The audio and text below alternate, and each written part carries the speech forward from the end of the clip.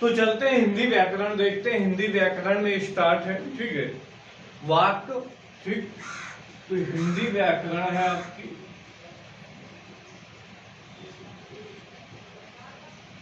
और इसमें है वाक्य। अगर पूछा जाए कि वाक्य के अंग कितने होते हैं, तो वाक्य के 2 अंग होते हैं। कितने अंग होते हैं? 2 अंग होते हैं। और एक को बोला जाता है क्या? उद्देश्य, और दूसरे वाले को बोला जाता है विधेय। अगर इन्हें अंग्रेजी में कहेंगे तो इसको बोला जाता है सब्जेक्ट, और इसको बोला जाता है प्रेडिकेट, ठीक है। तो अगर अंग्रेजी में पूछा जाए कि सेंटेंस के कितने अंग होते हैं, तो 2 अंग होते हैं। एक को बोला जाता है सब्जेक्ट, और दूसरे का प्रेडिकेट। जैसे यहां पर दिया हूं, राजेश पुस्तक पढ़ रहा है,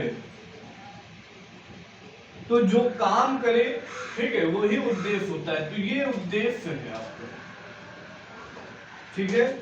और पुस्तक पढ़ रहा है, वो पूरा क्या है? विधेय है। एक वाक्य और देख लेंगे। जैसे मेरी माताजी खाना बना रही है। मेरी माताजी खाना बना रही है।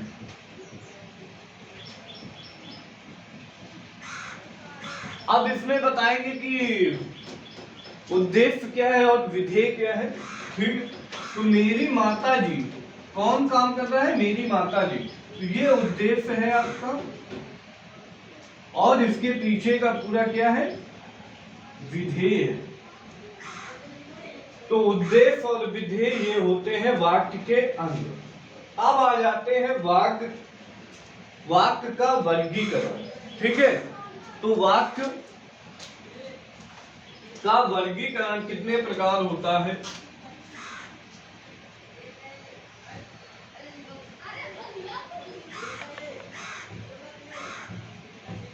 वाक्य का वर्गीकरण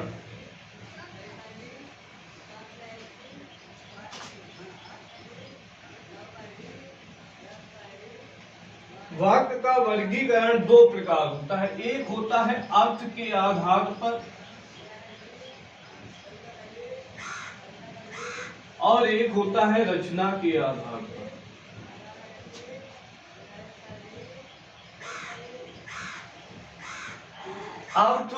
अर्थ के आधार पर वाक्य कितने भेद होते हैं? तो अर्थ के आधार पर वाक्य के 8 भेद होते हैं। अब देखेंगे अर्थ क्या है। अर्थ में कितने अक्षर है? 8, ऐसे याद कर सकते हैं। अर्थ आ तो 8। रचना में कितने अक्षर है? 3, तो 3 भेद होते हैं। अब ये 3 भेद कौन होते हैं? एक भेद होता है सरल वाक्य,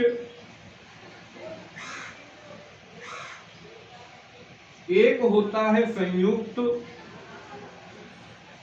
वाक्य, और एक होता है मिश्रित वाक्य। इसी प्रकार अर्थ के आधार पर वाक्य के भेद देखेंगे। तो पहले होता है विधानवाचक,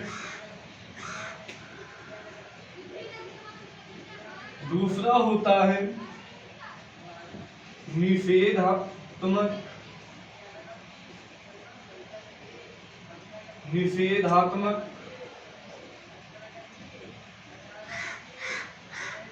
वाचक, तीसरा होता है प्रश्नवाचक, चौथा होता है इच्छावाचक, पांचवा होता है संदेहवाचक,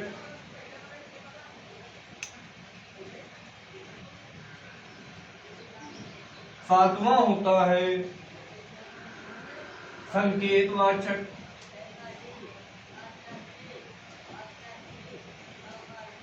आठवां होता है आज्ञावाचक,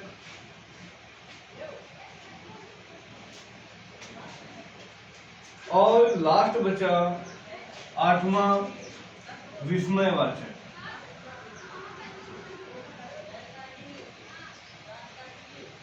तो ये धन्यवाद। आपसे अगले क्लास में इसका पूरा डिटेल और नई ट्रिक के साथ जानेंगे। धन्यवाद।